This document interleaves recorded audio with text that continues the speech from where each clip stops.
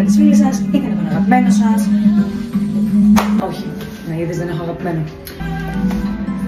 Γεια σας! Βρίσκομαι στο κατάστημα της Μαριμάτερ, Κολοκοτρώνη 20 και είμαι εδώ γιατί θέλω να σας δείξω κάποιες πολύ ωραίες χριστουγεννιάτικες επιλογές. Γιατί δεν θα κάνουμε πράγματα τα Χριστούγεννα, τι θα κάνουμε. Λοιπόν, ξεκινάμε την πρώτη μου επιλογή. Ένα πάρα πολύ ωραίο βελούδινο φόρεμα. Βλέπετε πόσο κολακευτικό είναι και κάνει έτσι αυτό εδώ το άνοιγμα στο τέλος. Και είναι πολύ ωραίο λεπτό, με πάρα πολύ μαλακό πουλοβεράκι. Αυτό το look το επέλεξα για ένα οικογενειακό τραπέζι. Εσείς μπορείτε να το βάλετε με φυλάτε. Εγώ είδατε με αυτόν γιορτών είπα να βάλω και το ταπεινάκι μου.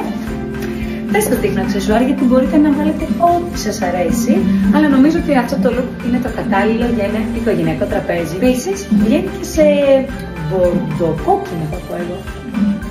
Η δεύτερη επιλογή μου λοιπόν είναι αυτό το midi φόρεμα που έχει πάρα πολύ ωραία στρασάκια, όπως μπορείτε να παρατηρήσετε, βλέπετε πως λαμπυρίζει εδώ και πάρα πολύ ωραίο κολοκευτικό μπούστο.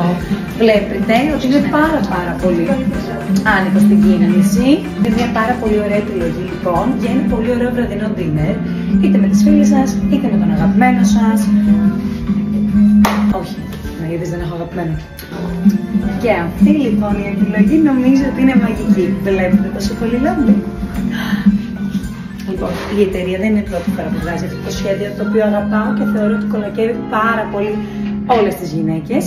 Έχει αρχικά φανταστικό μπούστο, είναι midi, είναι πολύ ωραίο, το βλέπετε εδώ τι ωραίο που στρώνει. Μα δεν είναι μια μαγεία. Είναι λοιπόν ό,τι πρέπει για τη δική σας βραδινή έξοδο.